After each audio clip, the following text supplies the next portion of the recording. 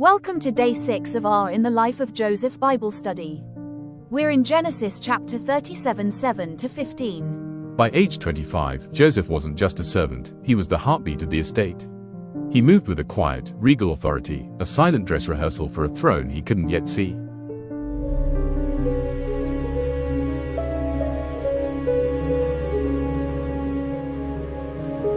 But greatness attracts attention. From her shaded balcony, Mrs. Potiphar didn't see a servant's heart, she saw a prize. She began to cast her eyes on Joseph, longing for what she could not possess. She was persistent, hounding him like the widow at the door of the unjust judge. Day after day, she positioned herself in his path, turning his workplace into a battlefield of the mind.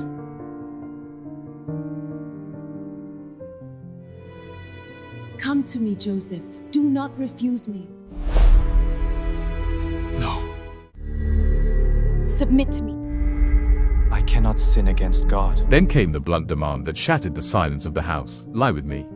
It wasn't an invitation, it was the voice of a woman determined to end his destiny.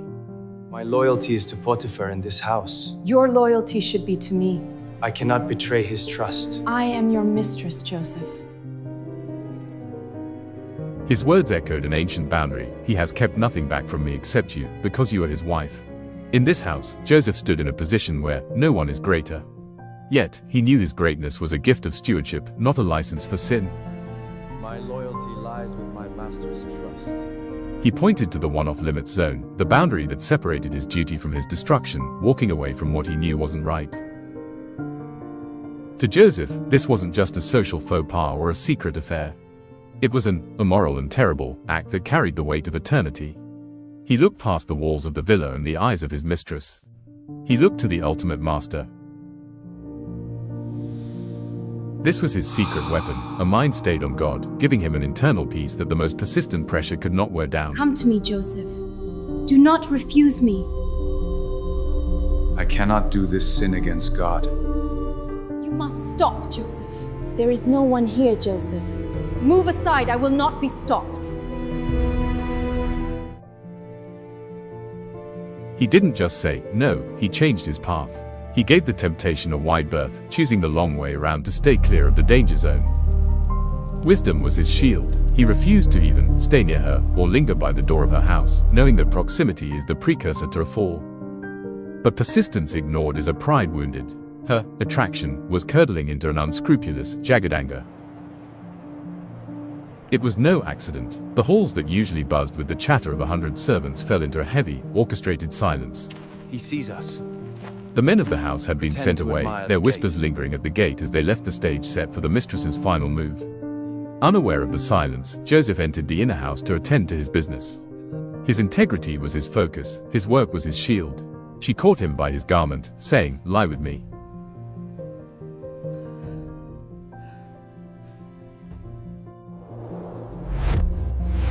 A ghost of a memory stirred, a coat once dipped in blood, a lie that broke a father's heart. But Joseph knew, to stay was to die inside. To flee was to live, whatever the cost. No, you will not leave me. He left his garment in her hand, and fled, and got him out. He's gone. He's gone. Guards, guards. Help! Please! Get away from me! He did not look back. He ran away from the house, leaving behind the status of a steward to keep the soul of a man. Rejection is a cold fire. In her heart, it turned the warmth of desire into the searing heat of a predator scorned. She held the evidence of his presence, but the man himself was gone. A hollow victory clutched in trembling hands. The truth was fleeing through the gates, the lie was being woven in the silence of the room. Help! Help me! He tried to force me! No! Get away! Help! Someone help!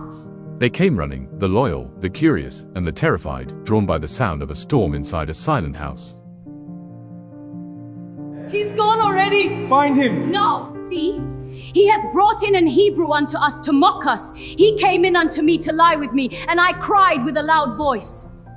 The lie was not just for the servants, but for the master. She looked toward the door, weaving the fabric of a new story. And she laid up his garment by her until his lord came home.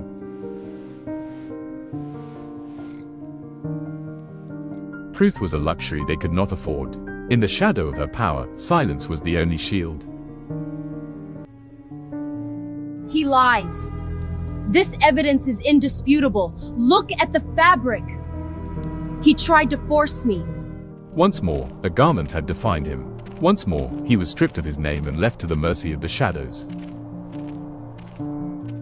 She sat in the silence of the inner house, clutching a trophy that was nothing but a shroud for a truth she had murdered. The gate of the house closed behind him, but the door of destiny was swinging wide. For even in the dark of a prison, the light of a king was preparing his way. Watch out for the next episode of The Life of Joseph. Remember to like, share and subscribe to get notified.